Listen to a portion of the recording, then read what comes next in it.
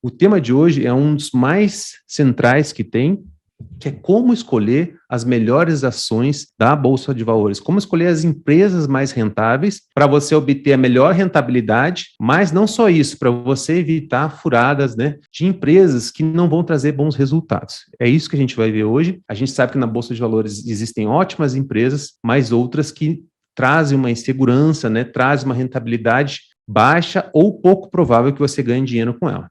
Bom, pessoal, quando a gente fala como analisar e como escolher uma ação da Bolsa de Valores, né? Por que é bom a gente comprar, por exemplo, empresas como o Facebook, a Apple, ou aqui no Brasil, né, a própria B3, ou a Lojas Renner, né, que o Rony já trabalhou um bom tempo lá? Por que é tão bom comprar essas empresas? O que essas empresas têm de especial que outras não têm? Como, por exemplo, a Cielo, a Magazine Luiza, a Via Varejo. O Magazine Luiza está com uma queda de 95%. Eu tinha feito um vídeo lá no YouTube Economina, quando a ação estava na faixa dos R$5. Depois ela ter caído 80%. E eu falei que naquela época não era o momento de comprar a Magazine Luiza, que apesar de ela ter caído 80%, ainda era uma ação cara. Como que a gente podia ver que não era um investimento seguro naquele momento? A gente não tem certezas absolutas na Bolsa de Valores, mas a gente lida muito com as probabilidades. Uma coisa é altamente provável que dê certo ou altamente provável que dê errado. No caso da Magazine Luiza, eu continuo achando que, né, nessa faixa de R$2 e pouco, nem sei quanto é que está agora, mas enfim, está abaixo de R$3, continuo achando que não vale a pena, tá? Mas o que diferencia essas primeiras ações que eu falei, B3, Facebook, Lojas Renner, Itaú, enfim, Suzano, Klabin, empresas excelentes, dessas empresas que não se dão bem na Bolsa de Valores? Como é que a gente consegue fazer essa diferenciação? Essa diferenciação, inclusive, é que vai nos dar segurança, né, de no momento de queda, que a gente vai encontrar momentos de quedas, é normal que isso aconteça, e os momentos de queda eles não devem ser vistos como algo ruim, eles devem ser vistos como oportunidade, que nem eu sempre falo aqui, como ocorreu em alguns momentos aqui recentes da história brasileira, no momento lá de março de 2020, no Joesley Day, né, que vazou o áudio, né, do Joesley lá em relação ao presidente Temer na época, a greve dos caminhoneiros, quando houve essas quedas, né, quando essas quedas aconteceram, foram oportunidades. Então, sabendo diferenciar boas empresas de empresas ruins, vão dar essa segurança de a gente ficar anos investidos nas ações da Bolsa de Valores, tá? Então, a gente vai ter mais segurança, a gente vai olhar alguns indicadores aqui, alguns centrais, trouxe os principais para falar com vocês, e de tornar isso mais simples e menos descomplicado, sair toda aquela nuvem, né? Porque às vezes fica uma névoa, a pessoa não começou bem, né? Não começou estudando bem, ou nem estudou investimento em ações na Bolsa de Valores, fica tudo como uma névoa, parece tudo muito complicado. E a ideia aqui, né, é justamente descomplicar, mesmo que seja do zero, beleza?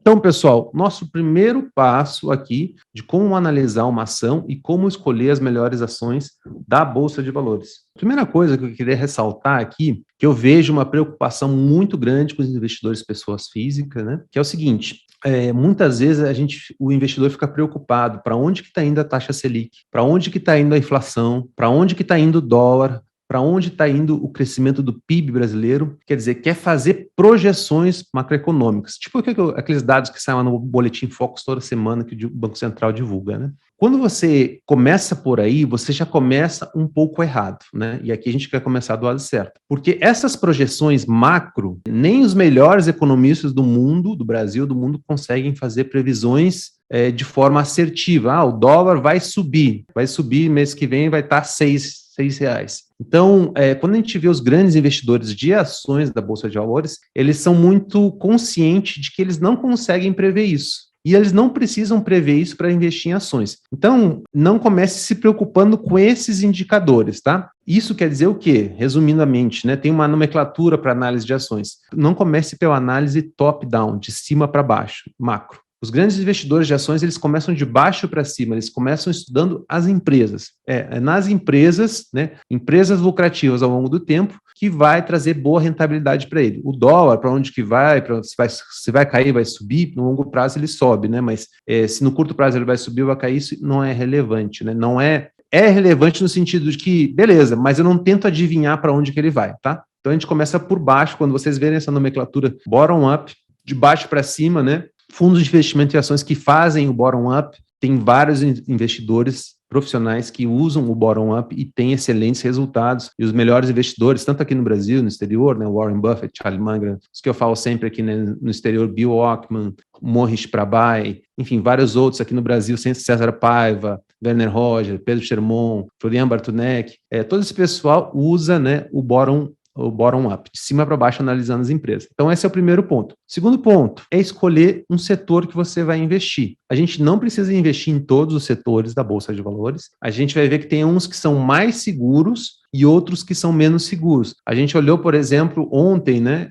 fazendo cálculos de projeções de como conquistar a aposentadoria com ações da Bolsa de Valores, a gente viu, né, que a Taesa, aí, uma empresa muito tranquila do setor de energia elétrica, de 2009 até recentemente, né, até agora há pouco, rendeu 28,3% ao ano, né, em média. Uns anos mais, outros anos menos. A gente precisa investir em um setor, por exemplo, de aviação civil, a gente precisa investir em Azul? Não, a gente vai ver que o setor de aviação civil é um setor mais complicado, porque depende do preço do dólar, do preço do petróleo, eles têm, enfim, né, são capitais intensivos, tem uma série de coisas que eles não controlam, então a gente não precisa investir nesses setores. A gente fica com um filé, o que é mais interessante. Como é que a gente vai aproveitar isso? Escolhendo setores interessantes, e a gente não precisa ter todos os setores na nossa carteira. Então, o primeiro filtro é esse, para escolher as melhores ações da Bolsa de Valores. Setores. Beleza, quais setores? Primeiro, né, setores que são considerados perenes, né, e que têm uma certa previsibilidade.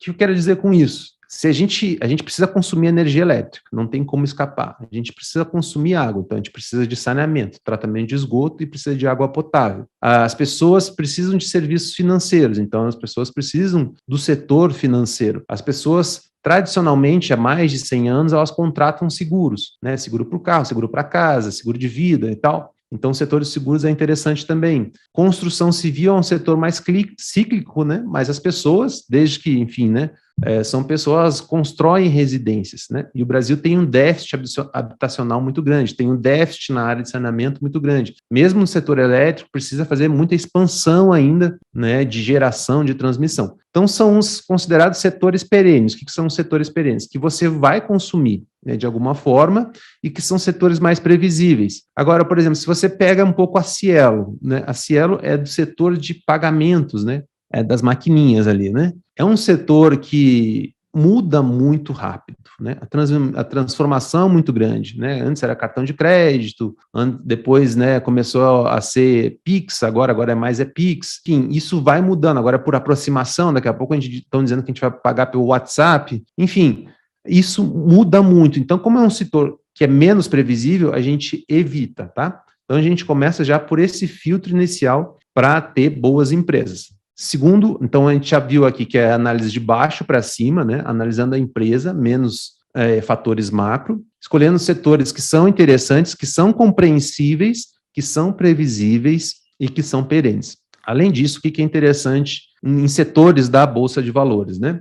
O setor do agronegócio é muito competitivo no Brasil, né, em termos mundiais. Tem algumas empresas do setor industrial, né, a WEG, a Tupi, né, a Schulz mesmo, elas são empresas que também são extremamente competitivas a nível internacional. E aí, um outro fator aqui interessante de setores, é interessante que o setor que a gente escolha investir, que ele tenha o que o Warren Buffett fala de moats. O que são os moats? Moats são barreiras de proteção contra os concorrentes. Não é que o Estado brasileiro, né, vai lá e diz, não, esse setor aqui é um monopólio. Não, é porque pela natureza do setor não dá para ter muitas empresas. O setor de saneamento não tem como ter 10 empresas, né, criando os canos, né, de tratamento de esgoto. Uma empresa tem que ganhar o período de concessão e fornecer. Energia elétrica também, não tem como ter 10 empresas, né, concorrendo pela mesma linha de transmissão, concorrendo assim, colocando várias linhas de transmissão uma do lado da outra. Não tem como. Por que isso é interessante? Porque quando a gente vê um dos indicadores aqui para encontrar as melhores ações, vão ser alguns indicadores de rentabilidade. Empresas que se protegem dos concorrentes conseguem ter uma rentabilidade maior. Um exemplo de setor que não é interessante, setor de varejo, Magazine Luiza, Via Varejo, tem Casas Bahia, Mercado Livre, tem a Amazon também. Claro que a Amazon é outro nível, né? Ela domina lá nos Estados Unidos, mas eu estou falando aqui no espaço brasileiro. Por que essas empresas não são interessantes? É aquilo que eu falo sempre. Faz diferença eu comprar um iPhone na Magazine Luiza ou na Casas Bahia? Não faz. Eu, como consumidor, provavelmente você só quer um iPhone, sei lá, o modelo que você quer, o 10, o 11, o 12, você quer o mais barato possível e que chegue, né, na sua casa rapidamente e de forma segura. Então, não tem o porquê, né, você escolher, sou fiel à Magazine Luiza, vou pagar R$100 mais caro na Magazine Luiza, R$200 mais caro, não é porque eu gosto da Magazine Luiza. Claro que às vezes você paga, né, pelo frete e tal, um pouco, mas se a diferença for muito grande, você vai para outra empresa, ainda mais se tiver um frete muito parecido. Então, essas empresas do varejo, né, do varejo eletrônico, é um setor muito competitivo, elas têm baixos moats, né, as empresas concorrentes entram e vão acabando com a rentabilidade delas, né? Então, falando de setores aqui, que é o primeiro filtro, eu mencionei alguns que são interessantes. Setor elétrico, setor de saneamento, setor de seguros, setor financeiro, agronegócio, hoje o setor de construção civil, hoje também o setor de shoppings, de propriedades, enfim, o setor industrial de algumas empresas. Esses são os setores mais interessantes. O setor de celulose no Brasil, a Suzano, que é uma empresa, né, de produtora de celulose, é a empresa mais competitiva do mundo, mais que qualquer empresa europeia, qualquer empresa americana, no setor de celulose. Olha que empresa interessante, né? Ela tem um custo mais baixo na produção de celulose. Então, esses são alguns setores interessantes que é legal a gente ter na nossa carteira de ações. Setores que a gente tem que evitar, aqueles que são muito disruptivas as mudanças tecnológicas, hoje é uma coisa, amanhã é outra, né? Então, assim, você tem pouca previsibilidade. Então, o setor de tecnologia, né, entre aspas, não todo setor, porque o setor de tecnologia é muito grande. A gente tem que cuidar, porque as coisas mudam muito rápidas. Setor de aviação, a gente tem que evitar. Tem pouco controle sobre os custos, e tradicionalmente muitas empresas quebram nesse setor de varejo, né? E o próprio setor aí, que tem a ver um pouco com tecnologia de pagamento, que é esse mais ligado a Cielo, né? As empresas de maquininhas, Stone também faz parte e tal. Então, aqui eu citei alguns setores interessantes. Eu acho que isso se você guardar isso, já é um grande passo, né? De você evitar furadas, né? Então, as pessoas que compram, né? Por que a Magazine Luiza pode cair muito, que provavelmente eu não vou querer comprar? Por causa disso, o setor é muito competitivo, você não sabe quem é que vai ganhar lá na frente. E tem um pessoal que é gigante, aí tem a Amazon, né? Poxa, olha o tamanho da Amazon, ela pode queimar caixa aí, ficar pagando frete grátis para todo mundo, 300 anos aí que ela tem caixa e pode expulsar as outras empresas. Então eu evito, né? E ainda, além disso, né? Porque um outro critério, a Magazine Luiza continua sendo uma empresa cara, apesar de ter caído 95%. Olha que interessante, é praticamente uma bolha, né? Quando uma empresa ela é cara, depois de ter caído 95%, ela ainda é cara, imagina quando ela negociava lá na faixa dos R$28, R$30. Então, pessoal, esse é o primeiro filtro aqui que eu queria falar com vocês de setores. Então, olhando essa visão de setor, você já vai evitar um pouco aventuras. A gente não precisa ter rentabilidades extremamente altas no curto prazo, até porque se a gente tiver, isso não vai ser constante, porque os grandes investidores do mundo, eles não têm essa rentabilidade extraordinária de, 100% ao ano, e não é necessário, né? Tem que ter expectativa razoável, bem realista, que o resultado é espetacular, mas ele precisa de um pouco de paciência. Isso é normal, né? Se a gente for por outros caminhos que a gente queira altas rentabilidades, a gente vai ter, na verdade, perdas muito rápidas, tá? Não existe esse caminho de milagre, né? Do dia para a noite você vai ficar rico com R$1.000. Isso não existe, tem que ser bem tranquilo, mas vocês aqui já estão em um outro patamar, já sabem disso. Então, pessoal, escolhi os setores, só que dentro daquele setor, às vezes tem 10 empresas, 15 empresas, e nem todas são interessantes, né? Nem todas são tão rentáveis e nem todas estão sendo negociadas a preços interessantes, como o que o Neto mencionou agora, um dos indicadores. Como escolher uma ação? Quando a gente vai escolher uma ação, né, se associar a excelentes empresas, a gente segue o que a gente fala aqui de análise fundamentalista. O que é análise fundamentalista? Você vai dar uma olhada para os fundamentos da empresa, que é a realidade da empresa. Qual que é a fonte de receita dela, quem que são os sócios da empresa, como é que é a governança, qual que é o histórico de dividendos dela, qual é o histórico de crescimento do lucro. Isso são os fundamentos da empresa, né? A gente já viu aqui nos episódios anteriores, né, de que a gente pode ver nos próprios sites da empresa o histórico de distribuição de dividendos, porque fazendo essas perguntas, né, de onde é que vem a receita da empresa? Se você conseguir responder e conseguir entender, já é um excelente sinal. Se não for compreensível, porque tem empresas que nem o dono sabe direito explicar onde é que vem a receita, qual que é o modelo de negócio dela. Aí entra naquele caso que o Warren Buffett, ele fala, né, a maior parte das empresas, ele joga no, como é que chama? No negócio lá, numa caixa, né, que ele tem de empresas incompreensíveis. E ele não precisa compreender todas, né, porque ele vai investir em algumas empresas. Então tem empresas que são tranquilas. Por exemplo, empresas de propriedade de shopping. De onde é que vem a receita de um shopping? Aluguel para os lojistas, taxa de administração, né, ali, segurança e tal, né, a limpeza, aquelas coisas, e estacionamento. Então, são 3 fontes de receitas de uma propriedade de um shopping center. Então, quando você vai para um fundo imobiliário também, que é concentrado em shoppings, são essas 3 fontes. Então, é uma coisa compreensível. Setor de saneamento. Você pega a Sanepar, por exemplo. Sanepar, de onde é que vem a fonte de receita dela? Tratamento de esgoto e fornecimento de água potável. Concessão com vários municípios. São coisas que a gente consegue entender. Se a gente começa a entrar num modelo de negócio, né, que você não compreende, é melhor a gente ficar de fora.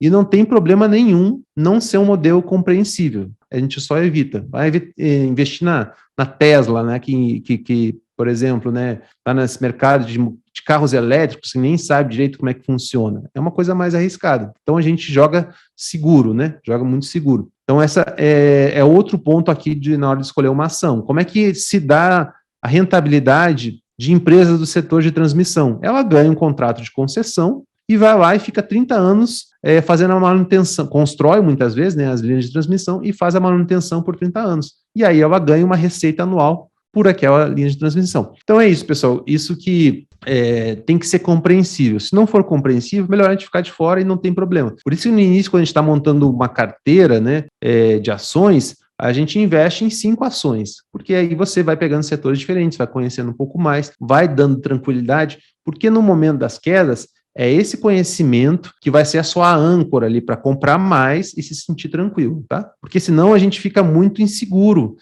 Agora, por exemplo, recentemente a Bolsa de Valores acabou de cair, né? Começou a cair um pouco mais que o normal.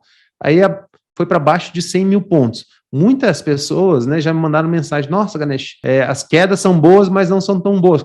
Mas nem caiu tanto, né? Se você ver em março de 2020, caiu 45%. Então caiu só um pouquinho, né? Mas já causa esse desconforto. É porque a pessoa ainda não cristalizou, né, esses conceitos, essas estratégias que eu estou falando aqui.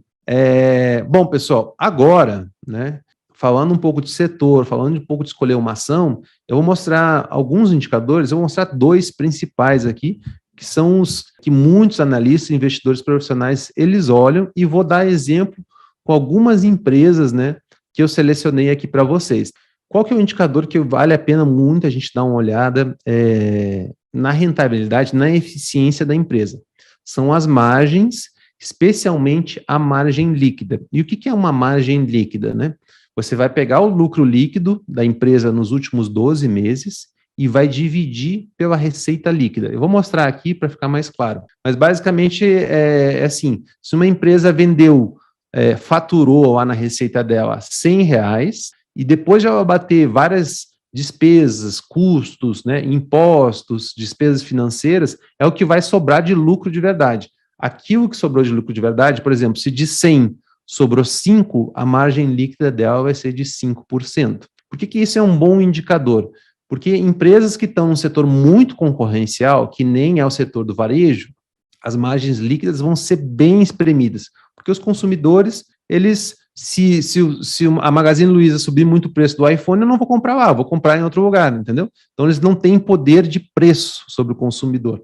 Agora, a Apple, por exemplo, por que ela tem um poder de preço sobre o consumidor? Por que as pessoas pagam 10 mil reais, 11, 15 mil reais num notebook da Apple, né? Ou no iPhone pagam 3, 4, 5 mil reais, quando eles poderiam comprar, por exemplo, um celular da Samsung. Por quê? Porque tem uma qualidade ali que é superior, né? Que faz que as pessoas paguem um preço maior e ela possa jogar esse preço para cima e cobrar mais e ter margens maiores. Então, margens, tem várias margens, né? Margem bruta, margem EBITDA e tal, mas aqui eu vou me focar na margem líquida. Margem líquida elevada ao longo de anos é um bom sinal que é uma empresa rentável e eficiente, porque, né, de tudo que ela fatura, sobra bastante, né? Então, eu vou mostrar aqui agora para vocês um exemplo, eu até peguei do caso do Facebook. Facebook aqui, porque é um estudo que eu fiz recentemente, as empresas do Facebook começaram a cair, eu comecei a estudar a empresa do Facebook, mas eu quero mostrar só o exemplo aqui de margem líquida. Eu vou compartilhar a tela do meu computador E aí agora vocês vão ver, tá? Isso aqui é uma demonstração do resultado do exercício de uma empresa, né? Uma DRE, que é do Facebook, que agora se chama Meta, né? Plataformas Meta. Então, o que a gente pode procurar numa empresa assim rentável, né? Claro que existem peculiaridades aqui, uma visão geral de empresas rentáveis. A empresa, né, quando ela fatura, né, quando ela vende alguma coisa, o Facebook basicamente faz propaganda, vende marketing, né? As pessoas fazem marketing através da plataforma deles. Ela fatura e isso gera a receita dela. Essa receita passa por uma série de abates, vai abatendo, né? Custos da própria receita, pesquisa e desenvolvimento, a empresa tem que fazer pesquisa e desenvolvimento, tem marketing, vendas, tem despesas gerais administrativas, despesas com pessoal da limpeza, com prédios, tudo, e aqui a gente vai ter o total de despesas. Depois de tudo isso, a gente chegaria no lucro operacional. Eu não quero entrar em cada linha aqui, mas eu quero que vocês entendam a racionalidade por trás disso. Tirando várias despesas aqui, chega no lucro operacional. E aí tira receitas financeiras, receitas e despesas financeiras, tira aqui, a gente chega no lucro antes de impostos, e depois tira impostos e chega no lucro líquido, tá? Então, quando a gente quer saber a margem líquida, né, de boas empresas para a gente se associar, a gente vai pegar o lucro líquido da empresa e dividir pela receita, né, total aqui da empresa. Então, até já fiz isso aqui embaixo, mas só para vocês verem aqui, para quem já mexe com Excel sabe, né, eu pego esse valor aqui e divido por esse aqui. Então, de tudo que ela vendeu, né, 70 bilhões de dólares que ela vendeu, que ela faturou, sobrou 18. Isso quer dizer o quê? Que o Facebook, né, o Meta plataforma, tem uma margem líquida de 26,15%. E se eu fiz aqui com outros anos, né, 33% em 2020, 33% em 2021. Isso aqui, pessoal, margem líquida de 25%, 30% é extremamente elevado.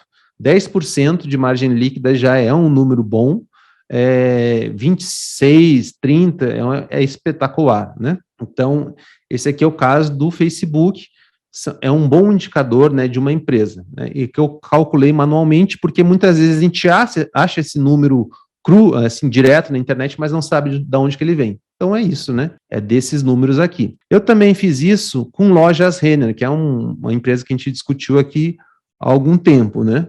Esses valores aqui estão desde 2016 até 2020, quanto que é de receita líquida da empresa? 6 bilhões, isso aqui está em bilhões, e aqui ó, vai 6, 7, 8, 9, 7,5 com a pandemia, né? E aqui ó, vai abatendo e tal, não sei o que lá, chega no lucro líquido. Lucro líquido, 600 milhões, 700 milhões, 1 bilhão, 1 bilhão, 1 bilhão. Como é que é o cálculo? É esse 0,63, né, da margem líquida divididos por 6,45. A gente vai chegar numa margem líquida aqui de 9,7, 9,8, 12, 11, 14. Média, né, a gente pode fazer uma média desses anos, né, se a gente pegar vários anos de Lojas Renner, a gente vai ver que eles têm uma boa média histórica de rentabilidade muito elevada, porque é isso, já Lojas Renner é diferente de Magazine Luiza, faz diferença comprar uma roupa, né, uma roupa, enfim, não é roupa chique nem nada, mas roupas boas, na Lojas Renner de uma empresa X que eu não conheço nem o nome. As pessoas preferem pagar um pouco mais. Não, eu pago R$20 mais caro ali numa camiseta, porque eu estou comprando na Lojas Renner. Além de toda a eficiência, né, da empresa. Então, esse é o primeiro indicador aqui que eu estou trazendo para vocês. A gente olhou do Facebook e de Lojas Renner. Tem sites, pessoal, que é o Status Invest, Fundamentos e tal, assim, vai ter vários sites que fazem esses cálculos automáticos, mas eu queria mostrar de onde que saem esses números, tá? Às vezes esses sites erram também, mas enfim, no geral eles são relativamente confiáveis. Olha a Cielo, no caso da Cielo aqui. A Cielo foi uma ótima empresa até 2013, mas eu mesmo naquela época eu não investi na empresa, porque é um setor que eu acho muito difícil, né? Meios de pagamento, tá? Uma coisa complicada. Mas o que é interessante no meio dessa conversa que a gente está fazendo aqui? Se a gente olhar nesses sites, aqui vocês vão ver que ele tem vários indicadores, né? E um dos indicadores é a tal da margem líquida, que hoje até ela não é tão baixa, né? Se a gente olhar aqui. Mas eu queria mostrar o histórico para vocês. Olha só que interessante. Aqui, se você clicar nesse gráfico, tem um histórico. Olha só, de 2008 a 2013, a empresa tinha margem líquida na faixa de 49%, 39%. Isso aqui é extremamente elevado, alguma coisa tinha errado ali, né? Era um pouco da regulação que praticamente a Cielo oferecia, né, esse serviço. A partir de 2013, mudanças regulatórias, começaram várias empresas vir para esse setor, né? As maquininhas e tal, né? Enfim. E aí, olha o que aconteceu com as margens da Cielo. Então, o que é um indicador, né, de uma empresa não é uma empresa interessante, né? Essa não constância, né, inconstância aqui das margens, né, é um sinal negativo, né? E se você olhar para o setor também, né, não é um setor muito protegido. Então, margem líquida é bem interessante na hora de a gente escolher boas ações, tá? Às vezes, se você olhar para uma foto, em 2020 foi ruim, beleza, então, mas olha para o histórico. Olha para o histórico que vai te trazer uma boa visão, né? Esse site aqui também você pode ver gráfico por barra e tal, né? Enfim, tem aqui o histórico. E olha como a Cielo foi atacada, né, pelos concorrentes, e ela teve que baixar, né, as margens dela, foi obrigada, né, porque ela não conseguiu manter. E a gente viu o resultado aqui, uma queda de 84% aí nos últimos 5 anos, né? Se a gente pegar um pouco mais aqui, né, a gente consegue ver que ela chegou a negociar uns R$30 e hoje está R$3,80. Então, isso que eu queria mostrar para vocês aqui sobre esse indicador. Agora vamos para o segundo. Segundo indicador, pessoal, que a gente tem que procurar em empresas, né? Como regra geral funciona muito bem, e é um indicador assim conhecido também no mundo todo, que é o tal do ROI. Alguém já conhece o ROI? O ROI, R-O-E. R-O-E é uma sigla em inglês para o Return on Equity, né? Que em português é retorno sobre o patrimônio líquido. O que é o retorno sobre o patrimônio líquido, né? É o retorno, é o lucro que a empresa está gerando em cima do patrimônio dela, né? Então, se a empresa tem um patrimônio lá de 100, né, e ela gera lucro de 1, então esse ROI é de 1%. É baixo, né? Poxa, a empresa tem um patrimônio muito grande, né, de 100. Agora, se tu pega uma empresa do mesmo setor, de um patrimônio de 100, ela gera lucro líquido de 5, ela tem um ROI de 5%. Então, esse é um indicador interessante, porque empresas que têm ROI acima de 10%, 10%, 15%, 20%, 10% é bom, 15% é melhor ainda, 20% é excelente. Então, você consegue ver que a empresa consegue gerar um bom retorno sobre o patrimônio que ela tem. E isso mostra o quê? Que a empresa faz uma boa gestão dos projetos dela, ela não entra em qualquer aventura. Não, eu vou entrar num projeto lá, vou construir um imóvel, vou contratar empregado e tal, não sei o que lá, e vai dar um retorno pequeníssimo, muito pequeno. Então, se ela tem um histórico consistente de ROI elevado, retorno sobre o patrimônio líquido, isso é um bom sinal. E aí, pessoal, eu vou compartilhar aqui com vocês como é que se faz esse cálculo aqui, né? O que é o patrimônio líquido? Entrando numa coisa um pouco mais técnica, né? Patrimônio líquido são os ativos da empresa menos os passivos dela. Isso aqui é um pouco de contabilidade, mas basicamente o que é o patrimônio líquido? É todos os bens da empresa, os bens e os direitos dela, menos as obrigações dela. O que sobra, né, dos ativos, esses ativos líquidos, é o patrimônio líquido dela. E aí a gente quer saber quanto que ela consegue gerar de lucro sobre esses ativos líquidos dela. Então aqui, para vocês terem uma ideia, eu já peguei os dados, né, coloquei o patrimônio líquido aqui do Facebook, 2019, 20, 21, a gente vê que tem um resultado aqui de, se a gente pegar o lucro líquido, né, isso aqui, até vou apagar aqui, eu faço de novo, só para vocês verem. Se eu pegar o lucro líquido da empresa e dividir pelo patrimônio líquido, que a gente encontra esses dados publicamente, divulgados no site da empresa, a gente vai ter um ROI de 18%, é um ROI bastante elevado. Nos outros anos, 22%, 2021 aqui, né, 31%. Então, esses, pessoal, são bons indicadores para mostrar que a empresa é rentável. Se o ROI é negativo, se o ROI é muito baixo, se a margem é muito baixa por muitos anos, se a margem vem caindo muito, isso é um mau sinal, tá? Por outro lado, se tem margens consistentemente grandes, elevadas, acima de 10%, e tem um ROI elevado também, é um bom sinal para investir na empresa. Aqui eu já fiz o cálculo de lojas Renner, ó, você vê que inconsistentemente já está na faixa dos 20%, então a gente pega o lucro líquido dela aqui e divide pelo patrimônio líquido, a gente chega nesses resultados aqui e a gente pode calcular uma média. Ou, poxa, que eu coloquei 5 anos, né? Mas você poderia colocar que nos últimos 10 anos a empresa vem entregando um bom ROI, poxa, é um bom sinal de que é uma empresa rentável, tá? Então, pessoal, aqui, né, deixa eu parar de compartilhar minha tela e voltar para falar com vocês aqui agora. O que eu queria dizer para vocês aqui, né? Na hora de escolher ações para colocar na carteira e ficar muitos anos com ela, analisar a empresa para ver se ela é rentável é fundamental. É fundamental que a gente faça isso. E a gente pode fazer isso, né, olhando para o setor, olhando para alguns setores que são mais interessantes e olhando para alguns indicadores, e aqui eu trouxe 2 dos principais. É o suficiente, só isso? É suficiente saber que a empresa é rentável, como é a Raia Drogasil? Aí entra na pergunta que o Neto fez, né? O preço, né, quando a gente paga numa ação, é extremamente importante, porque isso dá uma margem de segurança, porque não adianta ser uma empresa excelente, se você pagar um preço elevadíssimo, né, o seu retorno pode ser muito ruim. É encontrar empresas que são rentáveis para se tornar sócio delas, mas não pode ser somente uma empresa rentável, tem que estar sendo negociada a um preço atrativo, porque senão a margem de segurança, né, que a gente tem, e aquilo que a gente quer proteger o patrimônio sempre, a gente corre o risco de não conseguir proteger, tá? Beleza, pessoal? Um grande abraço para vocês, bom final de noite, prazer estar aqui com vocês, e eu sigo lá no Instagram e aqui no YouTube também. Tchau, tchau.